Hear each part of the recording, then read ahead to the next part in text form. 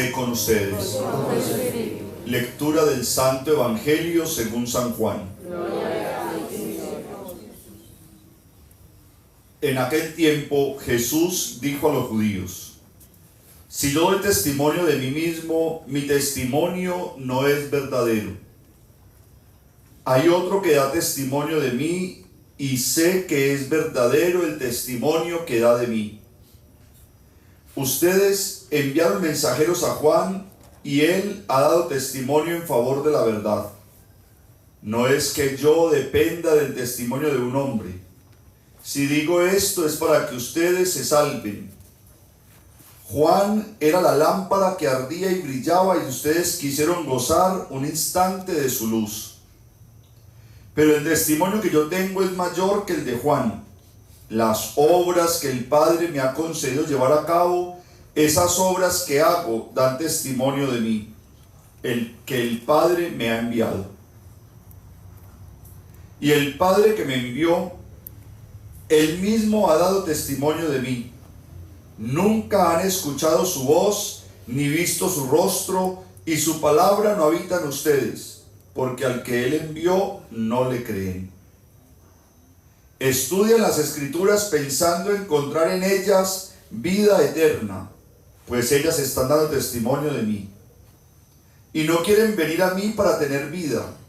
No recibo gloria de los hombres. Además, los conozco y sé que el amor de Dios no está en ustedes. Yo he venido en nombre de mi Padre, y no me recibieron.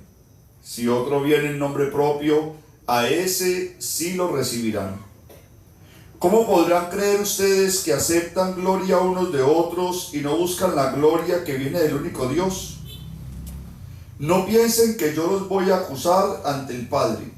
Hay uno que los acusa, Moisés, en quien tienen su esperanza. Si creyeran a Moisés, creerían en mí, porque de mí escribió él. Pero si no creen en sus escritos, ¿cómo van a creer en mis palabras? Palabra del Señor. Gloria a ti, Señor Jesús.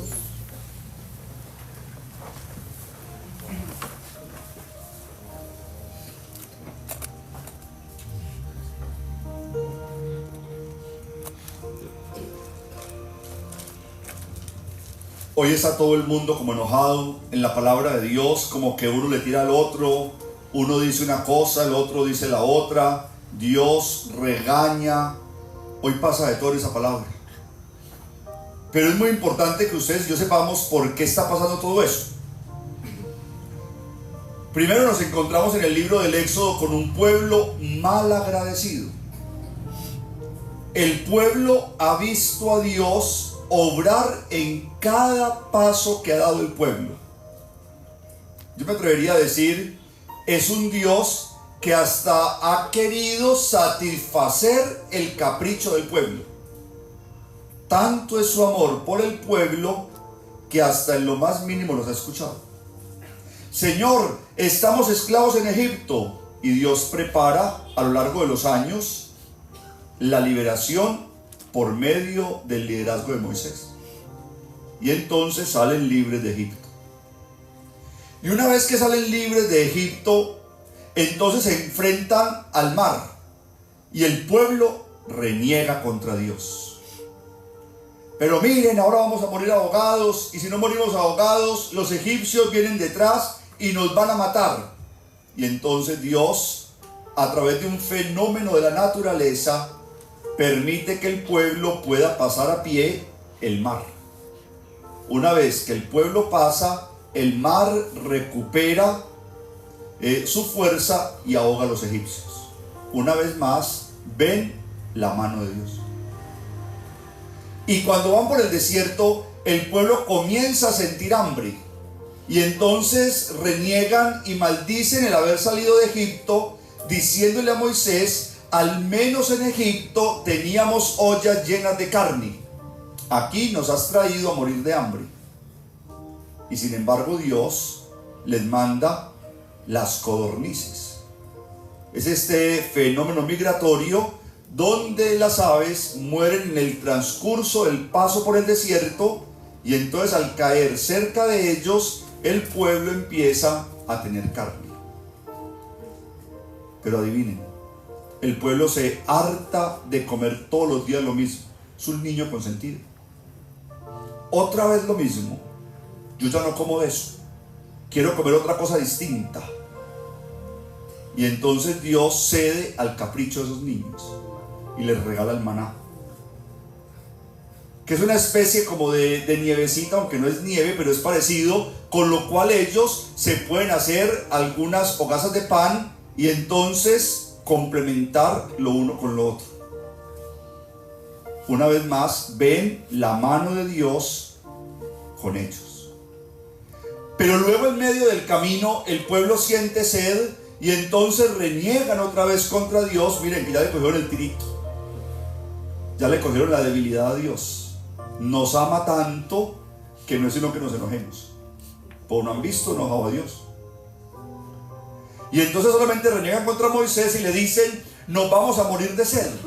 Y entonces Moisés va a la montaña, ora a Dios, habla con él, y entonces luego baja y con su bastón toca la piedra, y de la piedra brota agua viva para que ellos puedan tomar. Una vez más, la mano de Dios con ellos. Y luego van sintiendo que en medio del desierto están dando vueltas sin ir para ninguna parte, se sienten perdidos. ¿Y adivinen qué hicieron? Volvieron a renegar contra Dios. Es lo que es muy parecido a nosotros. Así somos nosotros. Y entonces Dios les concede de día una columna de humo y de noche una columna de fuego, para que ellos la vayan siguiendo y así no se pierdan, hasta poder llegar a la tierra prometida. Otra vez la mano de Dios con ellos. Y así sucesivamente, hasta que llega un momento en el que parece que Dios se tarda en hacerles caso, en darles su favor, en acompañar su proceso. Y entonces el pueblo siente que ese Dios que tienen es un Dios que ya no sirve. Y entonces toman la decisión de construirse un Dios al amaño de ellos, tan demasiado parecido a nosotros. Y entonces toman la decisión de construirse un Dios al que puedan manipular. Un Dios que ellos mismos saben que no tiene poder, pero que al fin y al cabo ya no van a ser ellos los que le van a obedecer a Dios, sino que van a hacer que Dios, el que crearon, les obedezca a ellos. Y entonces se construyen un becerro de oro. Y ahí sí tienen que ver a Dios enojado. Entonces Moisés se va a hablar con Dios y se encuentra con que Dios está furioso. Mira a ese pueblo. Mire que es muy pocas las veces, tal vez sea esta la única, donde no dice mi pueblo. Vea ese pueblo, se pervirtió. Voy a hacer caer toda mi ira contra ellos. Yo nunca les he sido infiel. Yo siempre he permanecido con ellos. Es más, todo lo han tenido a pedir de boca. Y yo creo que ahí Dios comprendió que se estaba equivocando. Padre, ¿en qué estaba equivocando? En que cuando uno da demasiado, termina equivocándose. Cuando uno da demasiado, termina equivocándose. Porque entonces el otro considera que todo se lo merece. Y cuando uno cree que todo se lo merece, lo único que hace es pedir y pedir. Y cuando todo lo que uno pide se lo dan, entonces se crea en uno un problema interno. Cero tolerancia a la frustración. Por lo tanto, cuando recibo un no, me enloquezco. Y siento que ya no soy capaz. Y entonces Dios se enoja con tanta fuerza que le dice a Moisés que va a acabar con el pueblo. Y entonces Moisés baja a ver qué es lo que está sucediendo. Moisés no sabe ni para dónde pegar. Imagínense ese pobre en medio de los dos. No tiene vida. Y luego entonces sube donde Dios y le dice: pero acuérdate de la promesa que hiciste a Abraham. Es que no es ni siquiera por estos, es la promesa que le hiciste a Abraham. Es la fidelidad tuya al pueblo de Abraham. Señor, volvamos a llamarlos a la fe. Volvamos a llamarlos a la fe. Y ya luego Moisés baja, busca la manera de que el pueblo destruya ese becerro de oro y que luego vuelvan a adorar a Dios. Miren ese detalle del libro del Éxodo hoy tan especial, cómo nos ilustra una situación que pasó tantísimos años antes de Jesús, pero que seguimos repitiendo hoy nosotros. Nosotros cada vez que hacemos oración, y estoy generalizando, pero seguro no es así, pero muchas veces cuando hacemos oración, siempre en nuestra oración hay una petición. Parece que orar fuera solamente para pedir, así como lo hacía el pueblo de Israel. El pueblo oraba cuando comenzaba a sentir hambre. El pueblo oraba cuando tenía sed. El pueblo oraba cuando estaba perdido. Pero el pueblo no se le ocurría orar después de comer, ni tampoco después de haberse saciado con el agua. Ese pueblo parece que no sabía agradecer. Ese pueblo parece que no sabía ofrecer a Dios cada trayecto, cada momento, cada situación. El pueblo solo sabía pedir. Y conforme el pueblo pedía, Dios le daba. Y así nos pasa a nosotros. Dios nos da sin que le tengamos que pedir. ¿Quién de nosotros le pidió a Dios anoche que nos regalara un nuevo día de vida? Y nos dio un nuevo día de vida. ¿Quién después de haber desayunado le pidió a Dios que le regalara el almuerzo? Y nos dio para almorzar. ¿Quién, a pesar de no tener un trabajo estable, le ha pedido a Dios al menos satisfacer las necesidades de cada día? Y sin embargo, de alguna forma, satisfacemos las necesidades de cada día. Pero cuando nos encontramos con un silencio de Dios, donde ese Dios no nos responde, inmediatamente le pedimos, entonces ya nosotros nos estamos construyendo un Dios a nuestra manera. Así somos. Padre, es que le he pedido a Dios por esto y por aquello, pero nada que me escucha. Pero por ahí me dijeron que si le quitaba los perros a San Lázaro, de pronto conseguía un buen trabajo. Un Dios al que podamos manipular. Padre, vengo pidiéndole a Dios que me ayude, que me regale un San José, así dicen a uno, que me regale un buen hombre en la vida. Pero, Padre, llevo en esas 2 o 3 años, pero como nada que me escucha, por ahí me dijeron que servía mucho quitarle el niño a San Antonio. Un Dios al que yo pueda manipular. Un Dios al que pueda manipular. No nos basta con agradecerle a Dios el 31 de diciembre, el año que termina, y encomendarle el que va a empezar. No nos basta. Necesitamos el reloj lleno de granos, que porque es el reloj de San Judas, para que no falte en la comida, en la cocina, la comida. Entonces miren cómo mezclamos siempre lo espiritual con la brujería. Cómo mezclamos en todo momento lo que es la verdadera voz de Dios con la voz que le ponemos a un montón de ángeles y arcángeles que no sabemos de dónde han aparecido. Miren cómo nosotros le quitamos a Dios todo el poder que tiene para darnos paz y le encomendamos nuestra paz a una bruja que me lee las cartas. Ese es el dolor de Dios hoy. Es un Dios celoso. Es un Dios que le está diciendo al pueblo: lo he hecho todo por ti, ¿por qué te vas? Te lo he dado todo a pedir de boca, es más, te he dado más de lo que me has pedido. ¿Por qué te construyes un Dios extraño? ¿En qué te fallé? ¿En qué te fallé? Y eso es muy particular porque eso somos los seres humanos. Nosotros necesitamos una respuesta inmediata. A Dios le decimos que el próximo jueves a las 6 de la tarde suceda esto. Y se nos olvida que el tiempo de Dios es diferente al tiempo de los hombres. El tiempo de los hombres se puede medir en días, en horas, en segundos. El tiempo de Dios es eterno. Dicen los salmos: 1000 años son en tu presencia como un día de ayer que ya pasó. Por eso no nos entendemos a veces cuando oramos. Entonces hoy la primera lectura nos quiere hacer énfasis en eso. ¿Cómo somos nosotros de mal agradecidos con Dios? Y es que creemos que Dios tiene la obligación de cumplirnos todo lo que le pedimos. Creemos que Dios tiene la obligación de hacer que todo suceda para nuestro bien. Creemos que Dios tiene que respondernos en el momento preciso, de la manera que se lo pedimos, y si no, tenemos problema entre él y yo. No le vuelvo a misa. Como si Dios necesitara una misa. Él es Dios. Él mismo es la misa. Entonces miren nuestras peleas espirituales.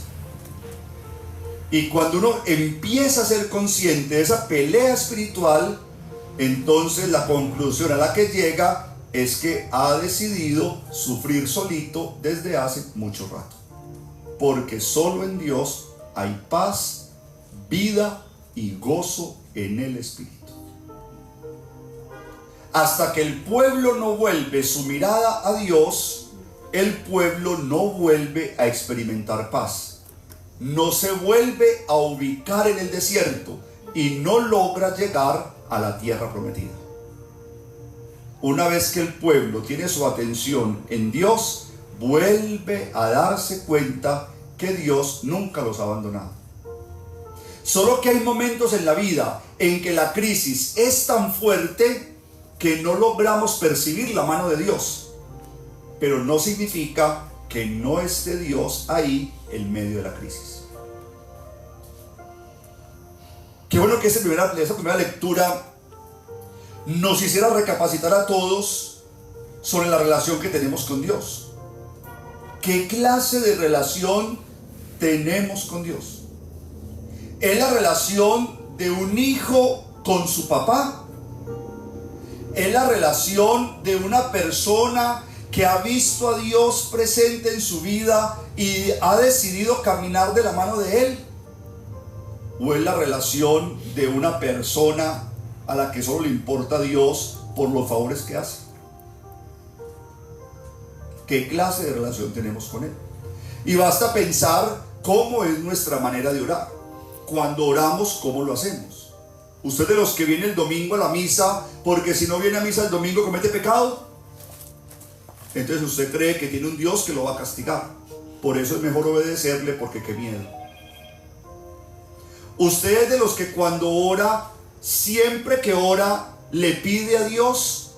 O sea que usted no tiene nada que agradecerle a Dios. Usted es de los que cuando ora, la oración siempre es mecánica y dice exactamente lo mismo sin perderse en un momento. O sea que su oración es mecánica, como si fuera un cumplimiento para quedar bien con Dios.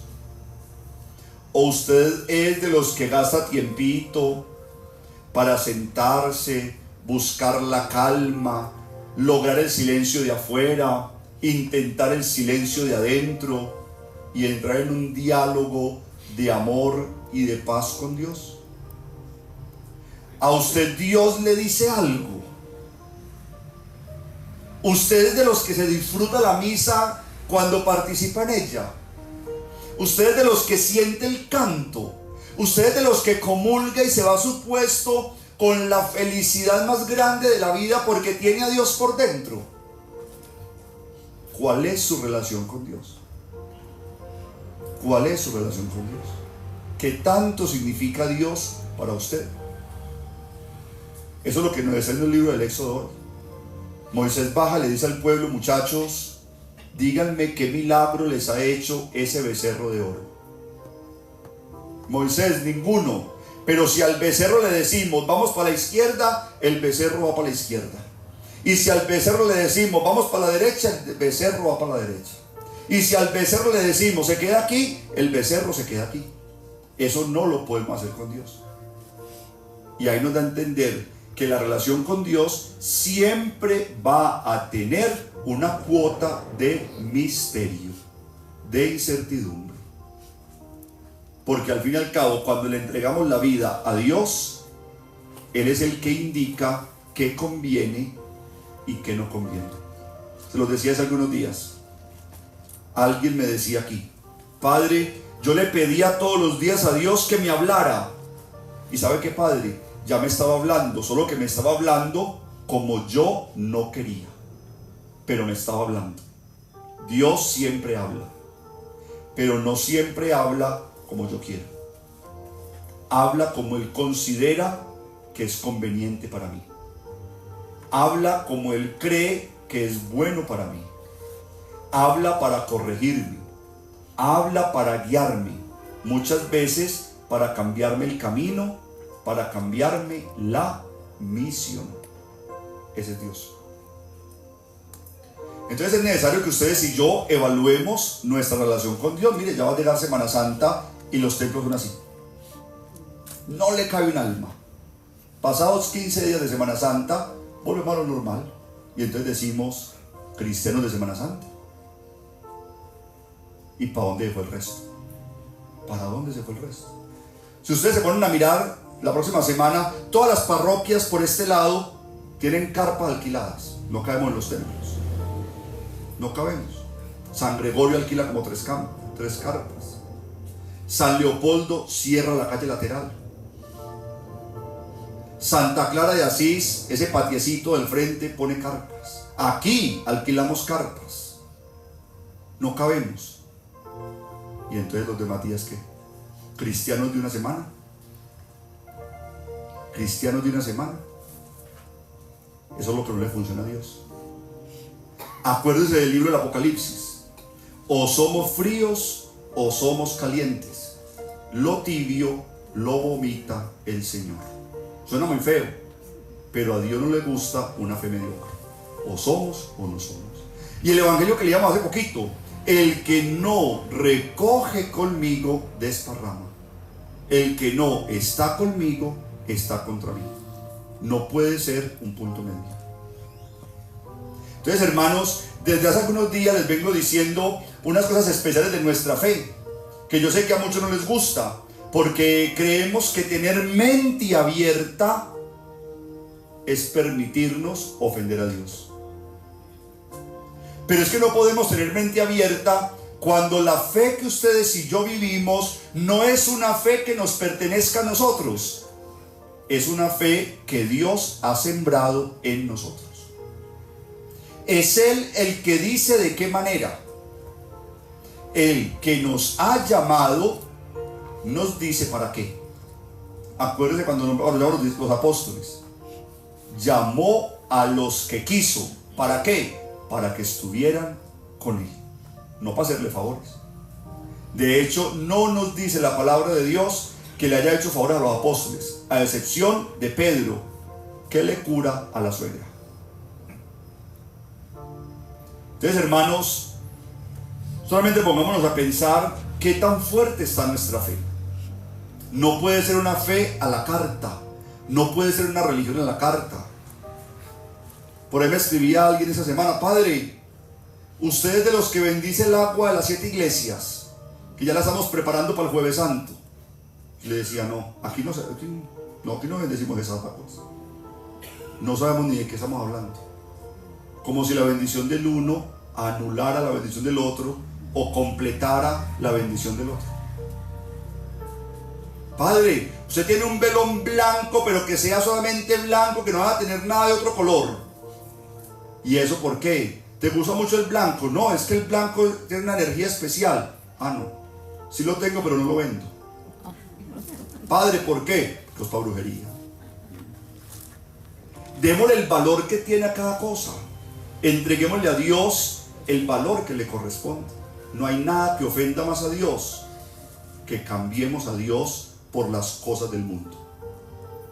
El dolor que sintió Dios al ver a su pueblo, que ya no lo buscaba en lo alto, sino que se reflejaba en el oro. Ese dolor que él sintió fue tan grande que pensó incluso con acabar a su pueblo. Y luego pasamos al Evangelio, y en el Evangelio de San Juan estamos escuchando hoy algo muy especial. Miren cómo dice Jesús: si yo doy testimonio de mí, mi testimonio no es verdadero. Otro da testimonio de mí. ¿Qué significa eso? Aquel que ha visto mi mano en su situación es el único que puede hablar de mí. Y eso es muy especial porque yo les he dicho algunas veces que los niños de hoy están creciendo en hogares de papás que creen en Dios, pero que no tienen tiempo de hablarles de Dios, pero han visto la mano de Dios. A ellos es a quienes les corresponde hablarle a sus hijos de Dios. ¿Por qué? Porque ya tienen un testimonio.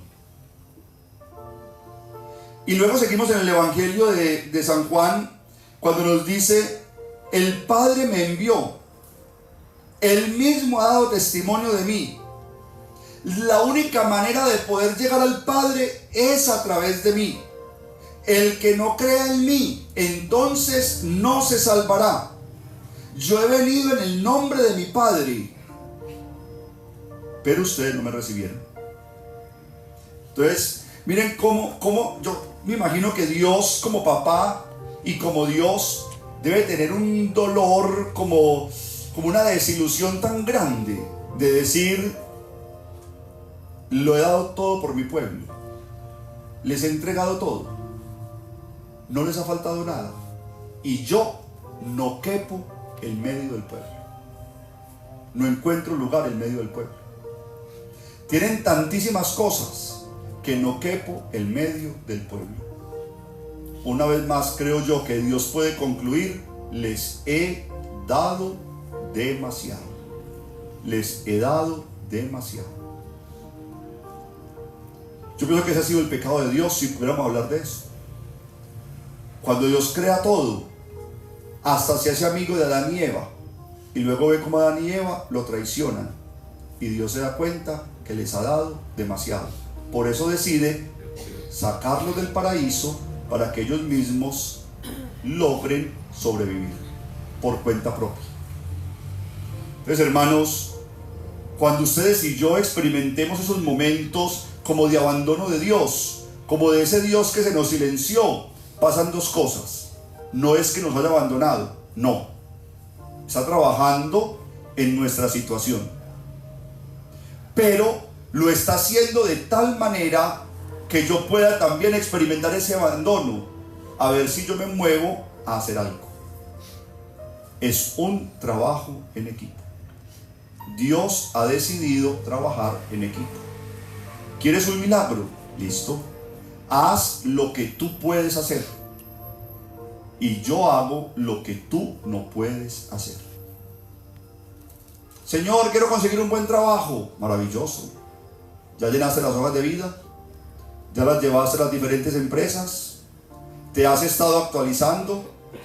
¿Estás buscando la manera de que cada una de esas entrevistas tengan la mejor imagen de ti? No, Señor, deme un buen trabajo. Por eso, ¿estás haciendo lo que tú puedes hacer? Y entonces, ¿usted qué va a hacer? En cada entrevista, yo te voy a dar serenidad, yo te voy a dar sabiduría. Mientras llega un buen trabajo, yo te voy a dar paz, yo te voy a dar esperanza. No vas a desfallecer, lo vamos a lograr.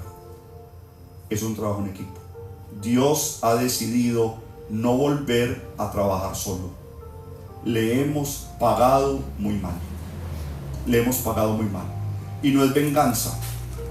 Me atrevería a decir, con temor a equivocarme, que Dios también tuvo que aprender a ser papá. A dar, pero a exigir. Y en la medida en que aprendió a dar y a exigir, se fue dando cuenta qué montón de hijos interesados tenía, que prefirieron hacer una vida lejos de él. Y cuántos tenían una fe sólida, que aunque no nos lo dé todo, hemos decidido quedarnos al lado de él, porque en él hay paz.